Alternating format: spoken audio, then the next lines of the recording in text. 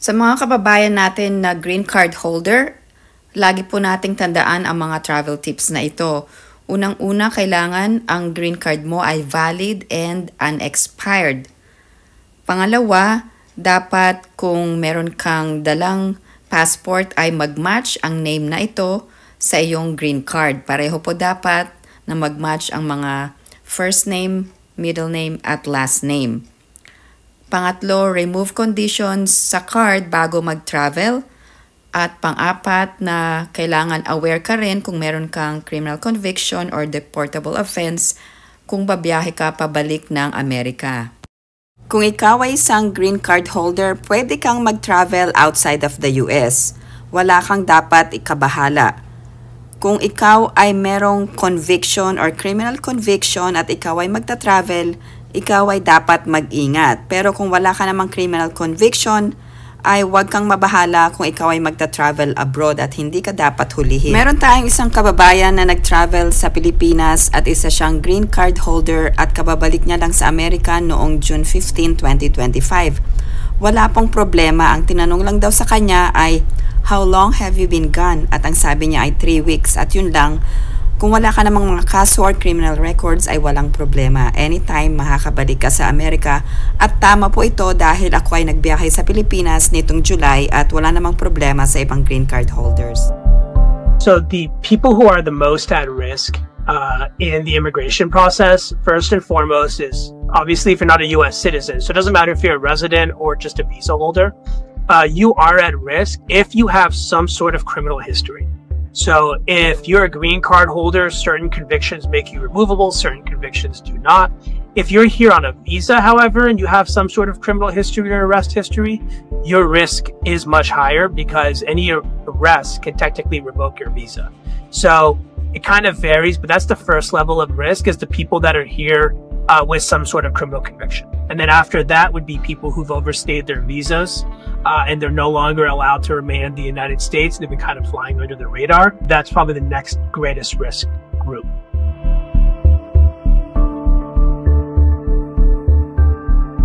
So the US government can see your social media. So if your social media is public, as obviously they can see everything. They are going to be able to track your social media.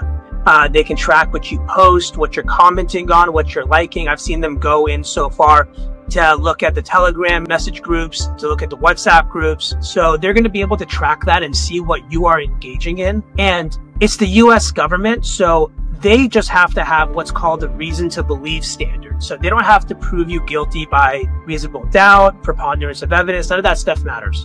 It's reason to believe. So if they have reason to believe that you're engaging in activity that is contrary to the interest of the United States or the safety of the United States, they can try to revoke your visa for that.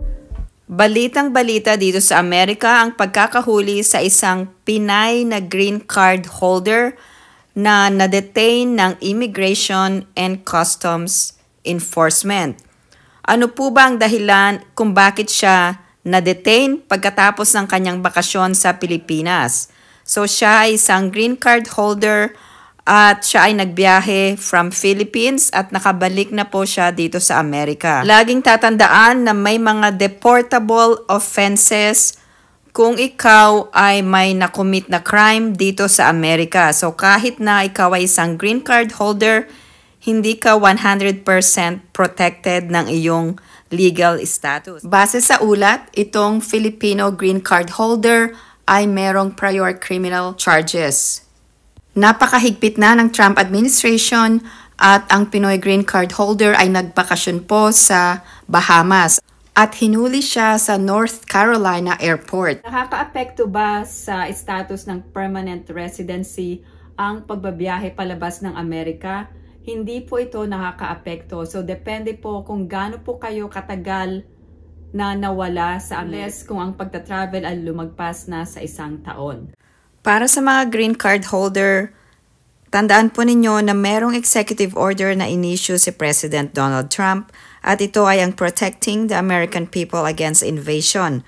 Dito po sa executive order na ito ay in-expand niya po ang deportation grounds for green card holders. So mag-ingat po kayo kung kayo ay isang green card holder dahil Pwede po kayong ma-deport kung meron kayong na-commit na mga deportable offense based on crimes of moral turpitude or aggravated felony. Pwede bang magbiyahe ang isang green card holder palabas ng Amerika? Pwede pong magbiyahe ang isang green card holder. Anong document ang kailangan para makapagbiyahe? Kailangan lamang po ay inyong foreign passport or passport na kayo ay isang citizen. Halimbawa, less than 6 months ang pagstay nyo outside of USA, pwede pa ring matawag na abandonment lalong-lalo na kung wala kayong intensyon na gawing permanent home ang USA. So, tignan po ninyo ang mga criteria na ito para hindi po matawag na abandonment kung kayo ay bumiyahe outside of USA. So, ang general rule po ay kung kayo ay nawala sa USA at kayo ay bumiyahe at nagstay ng more than 1 year, pwede pong matawag na abandonment. So, may mga criteria po ito. Ano ang mga criteria ng abandonment kung ang travel ay less than 1 year? First, if you maintain US family ties and community ties. Pangalawa, kung nag-maintain ka ng US employment. Pangatlo, kung ikaw ay nag-file ng US income tax return as a resident. Pang-apat, kung nag-establish ka ba ng intensyon na bumalik sa Amerika as your permanent home. Also, kung nag-maintain ka ng US mailing address or nag-maintain ka ng US bank accounts or nagkaroon ka ng valid US driver's license or nag-maintain ka ng valid license or nag-own ka ng property or meron kang maintain na business at iba pang mga evidence. So, depende po sa inyong situation at gaano katagal kayo nag-travel palabas ng Amerika. Tanong ay kailan kayo babalik? Lagi po ninyong tatandaan na huwag nyo pong i-abandon ang USA or Amerika as your permanent place or permanent residence. Ganito po ang mangyayari. Kung kayo ay lumabas ng USA at kayo ay tumagal ng halimbawa mga 1 taon, meron pong tinatawag na abandonment or pag-abandona sa inyong permanent residency sa Amerika. Ingat po kung kayo ay babiyahe palabas ng Amerika dahil titignan po ang inyong intention sa pagbabiyahe. Kung kayo ay babiyahe palabas ng USA or Amerika at kayo ay mayroong trabaho sa abroad. For example po, meron kayong trabaho sa Pilipinas pero meron kayong permanent residency, kayo ay green card holder sa Amerika. Pwede pong tignan kung bakit kayo ay hindi makapag-stay sa Amerika. Kung frequently po kayong nagbabiyahe palabas ng Amerika at titignan po ang inyong situation.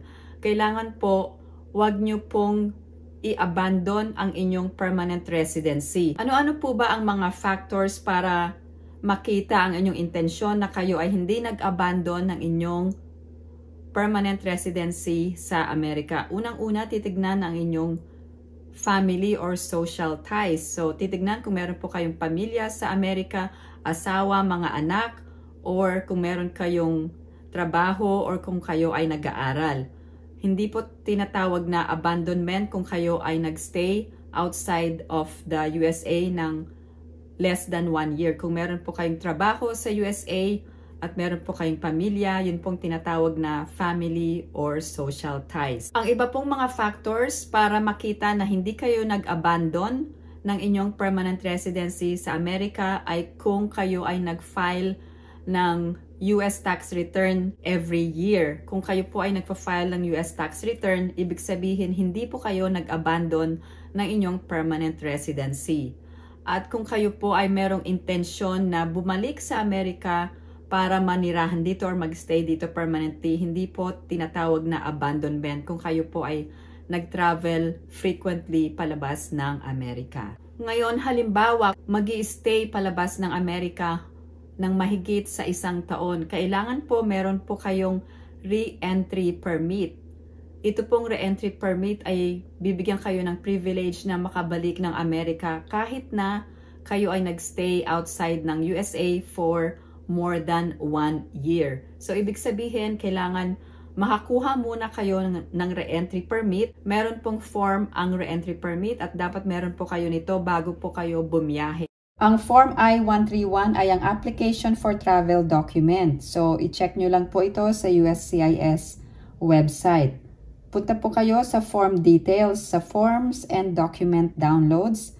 At ang form ay fillable po ito. Ibig sabihin, pwede nyo pong i-fill out ito online. Pwede rin po ninyong i-print muna at fill upan po. Pero mas madali na i-fill out nyo po ito online. And then once na ma-provide nyo po ang lahat ng information, ay pwede nyo na po itong i-submit. At meron pong application fee ang re-entry permit. So $630 po ang amount na inyong babayaran bago po kayo bumiyahe. So pag na-approve po ito, pwede na po kayong bumiyahe. Itong re-entry permit ay kailangan nyo po bago po kayo magbiyahe para makakuha po kayo ng admission at hindi na kayo kailangan mag-apply ng returning resident visa. Ang re-entry permit ay hindi isang guarantee na makakabalik po kayo ng Amerika, pero ito ay makakatulong sa inyo para ma-establish ang inyong intention na makapag-permanently reside sa US. So marami pong Pilipino ang nagtatanong, so ano po ang paraan para makabalik ng Amerika kung kayo ay nagstay ng more than 1 year at hindi kayo nakakuha ng re-entry permit? Ano-anong mga dokumento ang kailangan para kayo ay makabalik sa Amerika? Unang-una, kailangan ang inyong foreign passport. Pangalawa, ang inyong US green card. At pangatlo, ang inyong US driver's license. Kung kayo ay green card holder at plano nyo pong mag-apply ng US naturalization or maging US citizen, tandaan nyo po na kung kayo ay bumiyahe palabas ng USA, yung period na kayo ay nakabiyahe ay hindi po tinatawag na continuous residence sa Amerika. Paano kung ang inyong green card or permanent residency card ay nawala or ninakaw habang kayo ay nasa abroad? Hindi po kayo mape-penalize kung kayo po ay nawala ng green card. At pwede po kayong sumakay ng eroplano pabalik ng Amerika kahit na nawala ang inyong green card. So meron pong mga requirements. Salamat po sa pagsubaybay sa aking YouTube channel at kung meron po kayong mga katanungan, i-post lang po ang inyong mga comments. Salamat po at thank you for liking and subscribing to my channel. I hope everyone is staying safe and have a great day.